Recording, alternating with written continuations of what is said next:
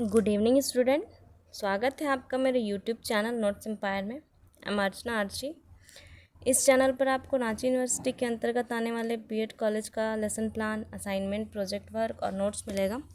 Subject wise अगर आप कोई असाइनमेंट चाहते हैं तो आप बता सकते हैं। जैसा कि पता चला है, रांची यूनिवर्सिटी ने बीएड फर्स्ट ईयर के एग्ज़ाम की घोषणा कर दी है, तो ऐसे में ज़रूरी है कि आप अपनी तैयारी को पुख्ता करें और अच्छे से एग्ज़ाम लिखें। तो हम इस चैनल पे हम चर्चा कर रहे हैं अभी इकोनॉमिक्स नोट्स की। इकोनॉमिक्स मेथड वालों के लिए ये वीडियो हेल्पफुल हो सकता है। तो आज हमने स्टार्ट कर दी है कि पाठ्यक्रम, इकोनॉमिक्स का पाठ्यक्रम कैसा होना चाहिए। तो आप इसके प्रीवियस वीडियो में जाके देख सकते हैं कि इकोनॉमिक्स का पाठ्यक्रम कैसा होना चाहिए। आज हम पाठ्यक्रम की विशेषताएं पढ़ेंगे। पहले वीडियो में हमने पाठ्यक्रम के अर्थ, उसकी परिभाषा की चर्चा की है। अब हम आगे बढ़ेंगे और पाठ्यक्रम की विशेषताओं के बारे में पढ़ेंगे। ठीक है, तो पाठ्यक्रम की विशेषताएं, कैरेक्टरिस्टिक्स ऑफ करिकुलम। पाठ्यक्रम के स्वरूप तथा स्वभाव ज्ञात कर लेने के उपरांत, मतलब पाठ्यक्रम कैसा होना चाहिए और किस तरह का होना चाहिए, कितने साल के बच्चों के लिए यह कैसे होना चाहिए ताकि यह ज़्यादा प्रभावी हो, यह सब पता चलने के बाद, मतलब यह सब ज्ञात कर लेने के बाद यह आवश्यक प्रतीत होता है कि उसकी विशेषताओं का अध्ययन किया जाए। पाठ्यक्रम की आवश्यकताएं अग्रलिखित होती हैं, मतलब पाठ्यक्रम क्यों आवश्यक है, उसकी विशेषताएं क्या हैं, वो अग्रलिखित हैं। आप देखिए, एक एक करके हम इसे देखेंगे। पाठ्यक्रम समाज की संस्कृति का आधार है तथा यह समाज की संस्कृति का युगों युगों तक हस्तांतरण करता है। मतलब जो पाठ्यक्रम होता है यह समाज की संस्कृति का आधार होता है और यह समाज की संस्कृति का युगों युगों तक हस्तांतरण करता है, मतलब यह पीढ़ी दर पीढ़ी यह आते रहता है। ठीक है। दूसरा है, पाठ्यक्रम समाज की संस्कृति के केवल उन्हीं अंगों का हस्तांतरण नई पीढ़ी को करता है जिन्हें समाज अति आवश्यक होता है। कहने का तात्पर्य है कि जैसे जैसे समाज बदलता है वैसे वैसे कुछ संस्कृतियां भी बदलती हैं, मनुष्य बदलते हैं, समय बदलता है, तो उसके हिसाब से उन्हीं अंगों, मतलब उन्हीं खास चीज़ों का हस्तांतरण नई पीढ़ी को करता है पाठ्यक्रम, जो समाज के लिए अति आवश्यक होती हैं। ठीक है। तीसरा है, पाठ्यक्रम कोई अंतिम वस्तु नहीं है, यह तो पूर्व निर्धारित उद्देश्यों को प्राप्त करने का साधन मात्र है। मतलब पाठ्यक्रम ही यह तय नहीं करता कि बच्चा कितना सीखेगा या छात्र कितना सीखेंगे, यह कोई अंतिम वस्तु नहीं है। यह पूर्व निर्धारित उद्देश्य, मतलब पाठ्यक्रम को बनाने के जो उद्देश्य हैं उनको प्राप्त करने का बस एक साधन मात्र है। इसे आवश्यकता पड़ने पर अनेकों बार निर्मित तथा पुनर्निर्मित किया जा सकता है। मतलब कि इसे आवश्यकता पड़ने पर इसे बदला भी जा सकता है, इसे फिर से बनाया भी जा सकता है, इसमें संशोधन भी किए जा सकते हैं, नए सिरे से भी बनाया जा सकता है। तो पाठ्यक्रम कोई अंतिम वस्तु नहीं है। ठीक है। बस यह एक साधन मात्र है कि जिससे स्टूडेंट अपने उद्देश्यों की प्राप्ति कर सके, एक शिक्षक पढ़ाने के अपने उद्देश्यों को प्राप्त कर सके। पाठ्यक्रम निर्माण के निम्नांकित 3 आधार होते हैं। ए है समाज की संस्कृति के महत्वपूर्ण तथ्य, बी है छात्रों की आवश्यकताएं, मतलब पाठ्यक्रम हमेशा छात्रों की आवश्यकताओं को ध्यान में रखकर ही तय किया जाता है। जो हमारे यहाँ जो एनसीएफ चलता है, एनसीएफ 2005 के अनुसार जो करिकुलम चलता है उसमें यह साफ साफ ये बात लिखी हुई है कि जो करिकुलम होना चाहिए वो छात्र केंद्रित होना चाहिए, चाइल्ड सेंटर्ड होना चाहिए। तो इसीलिए यह छात्र की आवश्यकताओं पर ज़्यादा ध्यान देता है, यह छात्र की आवश्यकताओं पर ही केंद्रित होता है।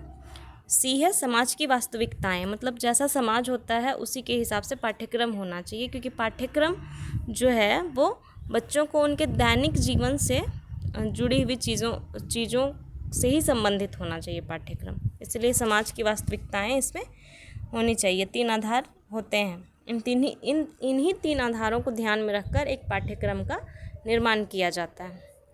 5वां है सामाजिक परिवर्तनों के साथ ही साथ पाठ्यक्रम में परिवर्तन अनिवार्य हो जाते हैं। मतलब अगर समाज में परिवर्तन होता है, लोग बदलते हैं, तो उसके साथ ही साथ पाठ्यक्रम में परिवर्तन अनिवार्य हो जाता है, आवश्यक हो जाता है।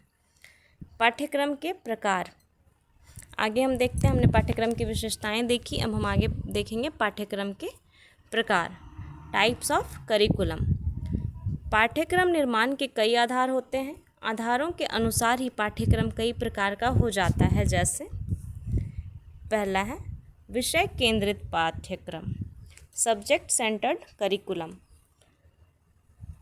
नाम से ही लग रहा है कि यह विषय केंद्रित पाठ्यक्रम, मतलब जो विषय को आधार मानकर तैयार किया गया पाठ्यक्रम हो।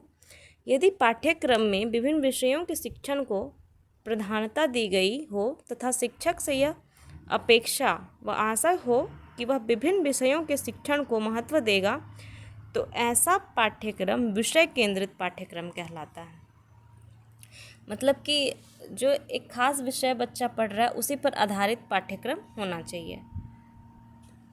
ठीक है। दूसरा है व्यापक क्षेत्र केंद्रित पाठ्यक्रम, ब्रॉड फील्ड सेंटर्ड करिकुलम।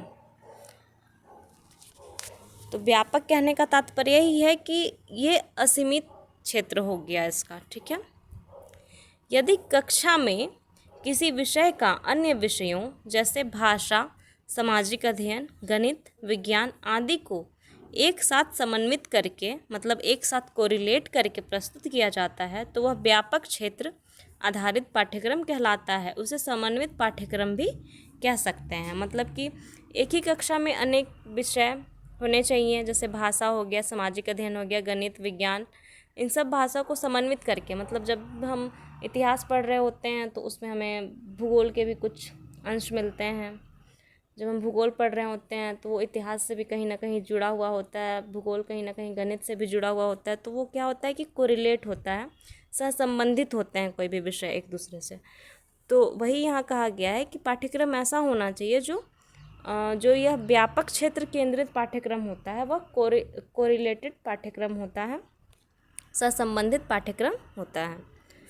तीसरा है कोर पाठ्यक्रम, कोर करिकुलम। इसका तात्पर्य है यदि विषय की सीमाओं को तोड़ दिया जाए और छात्रों को वही तथ्य पढ़ाए जाएं जो सभी के लिए आवश्यक व अनिवार्य हों, तो ऐसा पाठ्यक्रम कोर पाठ्यक्रम कहलाता है। मतलब जो सभी के लिए आवश्यक और अनिवार्य हों, इसी तरह के पाठ्यक्रम अगर पढ़ाए जाएं तो ऐसे पाठ्यक्रम को हम लोग कोर करिकुलम कहते हैं। चौथा है बाल केंद्रित पाठ्यक्रम, चाइल्ड सेंटर्ड करिकुलम। अभी तो NCF 2005 के जो हमारे यहाँ पाठ्यक्रम चलता है उसमें यह बात साफ साफ कही गई है कि जो भी पाठ्यक्रम होगा वह बाल केंद्रित होगा, चाइल्ड सेंटर्ड होगा। जब पाठ्यक्रम का निर्माण छात्रों की योग्यताओं, रुचियों, अभिरुचियों तथा आवश्यकताओं आदि के आधार पर किया जाता है तो ऐसा पाठ्यक्रम बाल केंद्रित पाठ्यक्रम कहलाता है। मतलब यह जो बाल केंद्रित पाठ्यक्रम है यह इसका निर्माण छात्रों की योग्यताएं, मतलब बच्चे में क्या योग्यता है, उसकी क्या रुचि है, बच्चे की अभिरुचि क्या है, उसकी आवश्यकता क्या है, इसके आधार पर बच्चे का पाठ्यक्रम तय किया जाता है। तो ऐसा पाठ्यक्रम बाल केंद्रित पाठ्यक्रम कहलाता है। पांचवा है प्रयोगात्मक पाठ्यक्रम, एक्सपेरिमेंटल करिकुलम। प्रयोगात्मक या अनुभव पाठ्यक्रम वह होता है जिसमें व्यक्त रुचियों को कम महत्व दिया जाता है और इसके स्थान पर ऐसी शैक्षणिक क्रियाओं को अधिक महत्व दिया जाता है जिसमें छात्र शारीरिक व मानसिक रूप से कार्य करते हैं तथा सिद्धांत निकालते हैं। मतलब ऐसा पाठ्यक्रम जिसमें बच्चे की रुचि, योग्यता और उसके कौशल को ध्यान में बिल्कुल नहीं रखा जाता, बल्कि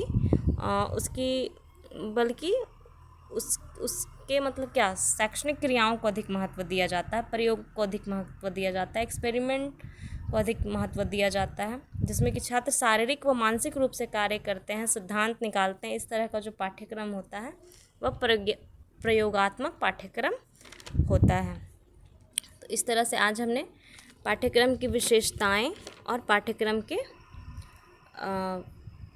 के प्रकार देखा कि किस तरह से करिकुलम के कितने प्रकार हो सकते हैं और करिकुलम की क्या क्या विशेषताएं हो सकती हैं। आगे की क्लास में हम पाठ्यक्रम की आवश्यकताओं के बारे में जानेंगे। तो ये यहीं पे समाप्त करते हैं ये वीडियो। Thank you.